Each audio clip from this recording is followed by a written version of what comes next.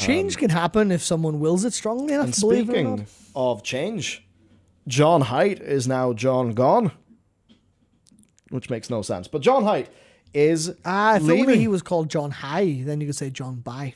Damn it, John, change your name. He does go by John_gamer on Twitter, He which does. that's a Twitter tag that I really like.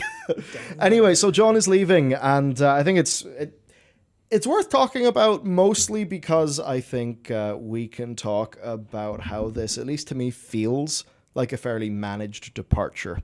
So for a while, John was, he'd be doing like the big announcements at BlizzCon. Slowly over time, that has went to Holly. And Holly's been doing more of the press stuff. Holly was doing the Xbox podcast. I think in times gone by, John would have been doing the Xbox podcast along with Ian. So what I basically see here is this probably came deep. Like this was probably known about well in advance. And there's probably been a reasonable succession plan, because it does overall look like Holly was slowly doing more of the public role that John had done. And I suppose that would make sense if John is sort of preparing to make an exit in a good way. That's just what it looked like to me.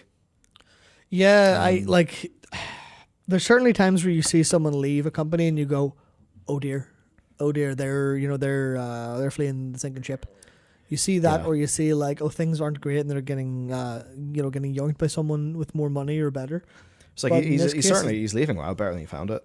Yeah, definitely. And there is like a case of, clearly he's like, yeah, this is cool, but I kind of want to move on now. You're like, fair enough. After 13 years, I could certainly imagine you'd be a wee bit tired of it.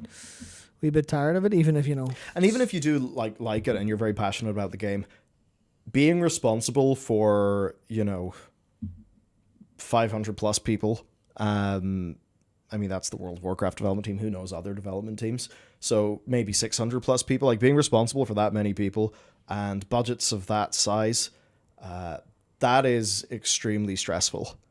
And it's one of those things. Like in a position like that, you're obviously well compensated financially, but the reason why is because if you cock up, it will actually screw loads of people. And I think a lot of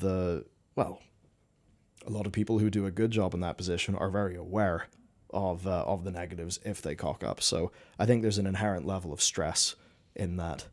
Everyone's a bit different with it, but there's the old joke of Obama's accelerated aging during his during his 2 terms. What do you mean joke? Yeah, You could see that clear as day. I can do that looking at myself in videos. I'm like, oh my god. If I ever meet him, I'll be like, damn, I know what you mean, dude. You just sometimes age really quickly out of nowhere. Isn't it crazy? Or Yoshi P, where you can tell like he is like in his heart and spirit looks so good to go. But there are times where it's like, man, that really was you with the Red Bull lying on the floor. Oh, yeah. Which is to say, I guess it's tough job, a lot of responsibility. I can certainly see, and it is a bit of a trend. A lot of people, it's sort of big roles like that, they end up maybe moving to heading a studio of like 30, 40, 50, maybe 90, whatever people. Now, of course, we're in a very different games funding environment right now. Indeed, just a few hours ago, one of the people who work with Devolver Digital, Matt, have shut down. There's been quite a few company shutters lately, and there's not a massive amount of money sort of floating around there. Oh my god, I can't find them. Money top, go by. Yeah, so like a few years ago, I think you would have just said, oh yeah, clearly something's happened. The money tab's open, and now you can go and take your experience away from 600 plus people and insane literal billions of dollars level responsibility, to somewhere else. Now, he did say, he didn't reveal what he's doing, but he did say he's remaining in games. So, if it's a situation where, yay, our games industry didn't chew someone up and they quit. Like, the BioWare founders, they, I think they quit shortly after Mass Effect 3 and decided to open a brewery and get out of games. Yeah, that's the correct move. Yeah. Getting out of video games is unanimously the correct move. Everyone who's ever left video games has said that. They're like, my life is way better. There was someone... Mass Effect 3 came out. Okay. Yes, did. Dragon Age 2 came out, was developed in under 18 months. Mass Effect 3 came out 2 years and 2 months after Mass Effect 2. Like, that's insane. So you can totally see how the BioWare founders at that stage were just like, fuck it, we're out. Nope, no more of this. Yeah, especially working under the EA of that era. Oh, yeah. Would have been no crack whatsoever, to put it very lightly. Very lightly. No, there's someone I saw recently. I don't know who they were. Just, Twitter surfacing someone to my feed. And they were saying, in order to continue making games, they decided to leave the games industry. Galvanic Games are the people who shut down. Oh, okay, right. Who did Wizard with a Gun? Which came out at some point in time. Never heard of it. Unfortunately, that's probably why they're closed. Could be, but yeah. Money. Sad. Money is hard. Yeah, the money tap is turned off, and everyone's like, because that was the thing. I was like, where did John Hight go? Obviously, we don't know, but it's not. We're not in the era of Tencent turning around, but like, hello, Western game development leader. We have 100 million in cash for you. Would you like to get 20 of your friends and make us a big game? You know what? Their game actually looks pretty sick. Little co-op, online sandbox survival game for 1 to 4 players. Some sort of twin stick shooter action RPG-ish gameplay. Looks quite nice. Very positive, 80%, 2,100 reviews since October 2023. That's a case where chances are they have not seen a lot of money from that game. So the thing that a lot of people, they think is like, okay, so you're a developer, you make a game, your game comes out, and then using the money you've made from that game, you make the next game. Well, it doesn't work like that. Unless, if you have a relative who just gives you 500 grand or, some sort of trust fundy situation or, you fund it yourself by remortgaging your house, Sean Murray, Hello Games, then, it's going to be publisher money. So if Wizard with a Gun had a budget of let's just say 800 grand randomly, or let's say 800 grand, right? Well, £1.50. Who knows how much that recoup would actually be? Because with some developers, or some publishers, you basically don't get any money until the publisher's fully paid up. Whereas for some, it's a revenue split. Like, thankfully for us, it was a revenue split, and that, that was definitely very useful.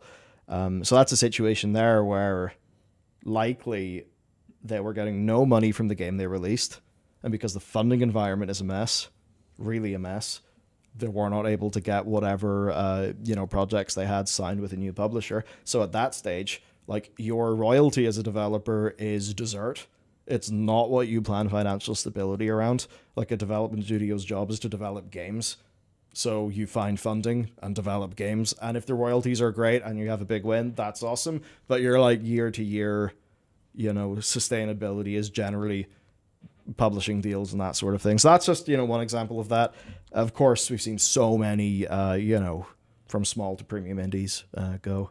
So, yeah, a bit weird. Don't really know where John is. That being said, when you're dealing with maybe more angel investor-like people, like, say, the Morheims, who really knows? I have to imagine Mike's Blizzard stock served him quite well. I assume so. I'm imagining that was my first thought was did Dreamhaven to say, yeah, John, you're looking more for the crack. We kind of need someone who manages stuff. He's like, fuck it, why not? But who knows? Who knows? Anyway, I don't think this is super important for the game itself. I don't feel like there's going to be a massive change. It's just maybe this slowly shows a somewhat slower uptick in their franchise plans than before. Maybe, possibly, but that is that's full if you want to read in as deep as you can. It would be, maybe the general manager of the franchise didn't have enough to manage and moved on. But there's no evidence behind that. It's literally just hearsay. Or not hearsay. Yeah, he's not going to be speculation. You know what? Running this billion-dollar franchise with hundreds and hundreds and hundreds of staff, I don't have enough to manage. I need to go somewhere else to find more. Yeah, but you know what I mean. In terms of Holly's the executive producer of World of Warcraft, so obviously he's not going to be, he's not going to be stepping on her feet too much. Well, we do know multiple. So I know that for a lot of us, we see Warcraft Rumble and our eyes kind of roll, or we go, "I Lamau." And whenever I see how Warcraft Rumble is balanced, yes, I agree. Of course, we have the fun testimony of our esteemed guildie who has been playing that game pretty much free to play from the start, and I'm pretty sure he's like nowhere near to knocking out Onyxia. So that's something. What I will say with Rumble, though, is there's loads of really, really good design elements in it, and it's quite clearly crafted with quite a lot of love and care. Like, the visual presentation's great. And Rumble is a great video game, but a very bad mobile game service. Yes. It, of course, looking at Blue Archive, man, it needed lots of characters to collect that had stories. Yeah, and yeah, actually, that narrative layer, that I think that's one of the big things where they released a King-inspired Western mobile game, whereas actually, I think what people would want is, well, that, but with character and story, especially as proven by Hearthstone solo adventures and how those have actually done a really good job of capturing Warcraft. So I know that John, whenever I saw him, there's times he kind of. Someone seems like, oh yeah, I'm genuinely excited. His like go-to thing at BlizzCon before War Within was like, oh, how are you enjoying Rumble? And I was like, you know what? I played it in the plane. Thumbs up, good time. Plane Wi-Fi, not a consistent place to play Warcraft Rumble, I must say. But it could be that there's then other projects that did die a few years back, because remember they had multiple mobile projects. I think they had other things within incubation that died. So maybe if a lot of his passions ended up being in those, and yes, he feels like he's had 12 years there, but maybe a lot of the things that he drove during that 12 years, with Incubation Unit that was ran by Alan Adam, maybe those didn't pan out and it makes sense to do something new. Unceremoniously dropped off a cliff, like most of their mobile games, it seems. Most of their plans for everything it isn't to make World of Warcraft good, please. Which, to be fair, I'm not going to argue with as a plan.